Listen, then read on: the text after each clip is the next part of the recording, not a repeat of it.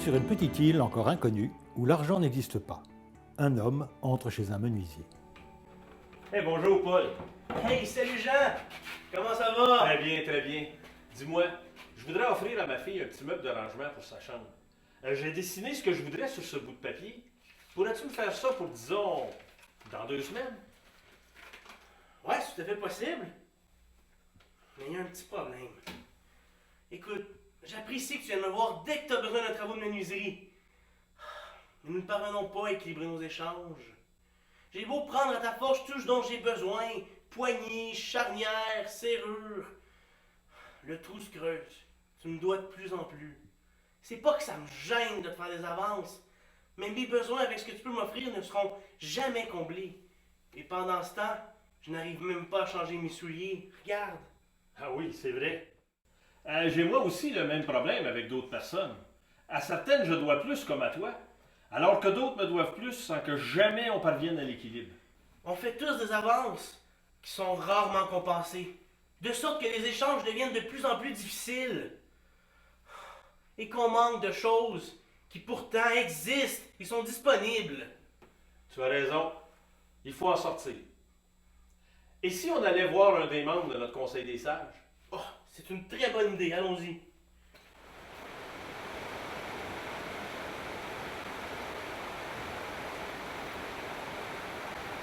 Vous tombez bien, mes amis. Figurez-vous que, conscient du problème que vous venez de m'exposer, nous l'avons justement étudié. Et nous nous apprêtions à soumettre l'idée suivante aux habitants de l'île pour l'approbation, à savoir que nous allons créer un organisme collectif chargé d'émettre des reconnaissances de dettes transmissibles représentant le travail fourni mais non compensé. Je comprends pas. Nous avons toujours évalué notre travail au temps passé pour le faire, n'est-ce pas? Regarde, cet billet de 10 unités de temps. Qu'est-ce qui est écrit dessus? Nous, communauté de l'île aux fleurs, reconnaissant que le porteur de ce billet a fourni un bien ou un service d'une valeur de 10 unités de temps sans avoir rien reçu en retour. Il peut donc aller chercher dans notre communauté satisfaction de ses propres besoins à hauteur de cette valeur. Je comprends. Il me suffit de remettre à Paul les unités de temps que je lui dois, sous forme de ses billets. Il pourra alors changer tout de suite de souliers sans plus attendre, en remettant au savetier le nombre d'unités correspondant aux chaussures qu'il choisira, et ainsi de suite. Mais comment vais-je faire pour me procurer ces billets? Tu as dit que d'autres personnes te doivent des choses pour équilibrer vos échanges et que c'est ainsi pour tout le monde sur l'île. Donc, tous les habitants vont être invités à se présenter à cet organisme avec l'indication de ce que les autres leur doivent en unité de temps, comme nous avons l'habitude de le faire. À chacun sera remise la même valeur sous forme de billet. Plus personne ne devra plus rien à personne.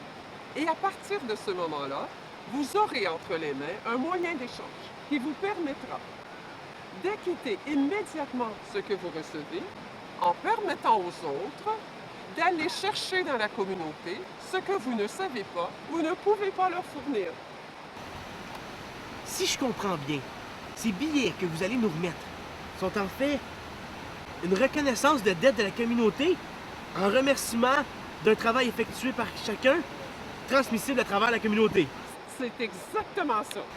Mais comment va s'appeler cet organisme communautaire chargé d'émettre les billets? La burette. La burette? Ben, c'est un outil pour mettre de l'huile, ça. Outre le fait que ce sont les initiales pour le bureau de la reconnaissance de tout le travail effectué, ne s'agit-il pas de mettre de l'huile dans le rouage grippé de nos échanges?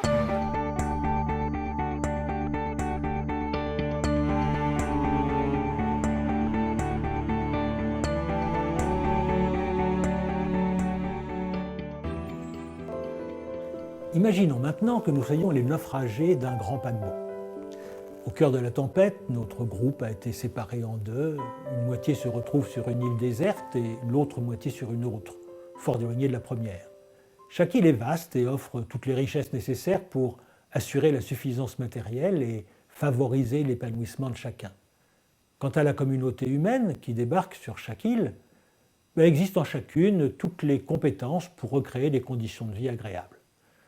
Après avoir traité l'urgence pour assurer la survie dans les premiers jours, les colons de chaque île décident de s'organiser pour édifier les bases d'un avenir heureux. Il apparaît très vite qu'un système monétaire faciliterait la production et l'échange des biens et services produits. Sur l'île que nous appellerons l'île A, un ex-banquier parvient à convaincre la communauté de copier le système traditionnel qu'elle a quitté par la force du naufrage. Après tout, dit-il, n'est-ce pas ce système qui a assuré le plus fort développement en Occident? En revanche, sur l'île B, après un long débat, il fut décidé qu'un organisme d'émission monétaire collectif serait créé, mandaté et contrôlé par une double assemblée citoyenne, une élue et l'autre tirée au sort à mandat court et non renouvelable. Étonnamment, même distante, les deux îles présentaient de nombreux points communs, entre autres une large rivière coupait chaque île en deux, et il fallait faire un grand détour en amont pour en atteindre l'autre partie. À l'évidence, la solution résidait dans la construction d'un pont. Tout était là, l'envie de le construire, la technologie pour le faire, la main-d'œuvre, les matériaux. Restait à définir seulement comment les personnes qui allaient consacrer leur temps à ce travail d'intérêt collectif allaient être rémunérées. Sur l'île A, le banquier proposa que la communauté s'organise comme toute grande société civilisée, autrement dit qu'elle élabore une fiscalité dont les revenus rendraient possible de tels investissements. Cela s'imposait d'autant plus, précisa-t-il, que, au-delà de la construction du pont, allait se poser aussi la question des communications, de l'éducation, de la santé, bref, des besoins d'utilité commune. Et l'addition s'annonçait lourde.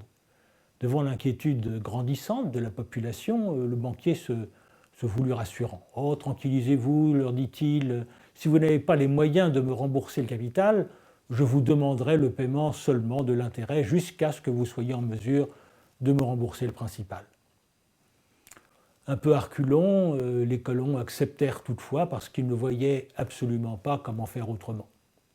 Toutefois, la construction du pont fut décidée à l'endroit le plus étroit de la rivière. Or, non que c'était le meilleur endroit. En fait, deux autres lieux auraient beaucoup mieux convenu aux besoins de la population, mais c'était là que ça coûtait le moins cher.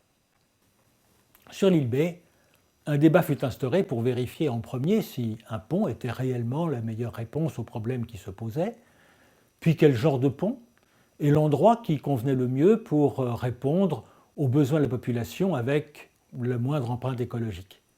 La décision fut prise démocratiquement, le projet fut chiffré, et l'organisme d'émission créa la monnaie nécessaire au fur et à mesure de l'avancement des travaux pour rémunérer les acteurs engagés dans la réalisation de cet ouvrage. 2 ans plus tard, chaque île avait son pont, mais à une nuance près toutefois. Tandis que sur l'île B, le pont était payé et correspondait exactement à ce que les habitants en attendaient, sur l'île A, la population allait devoir se saigner pour rembourser sa dette, à moins bien sûr d'accepter de payer des impôts à l'infini pour n'en régler que les intérêts. Bref, une perspective peu propice à faire oublier la frustration qu'avait laissée la nécessité d'une implantation moins adaptée.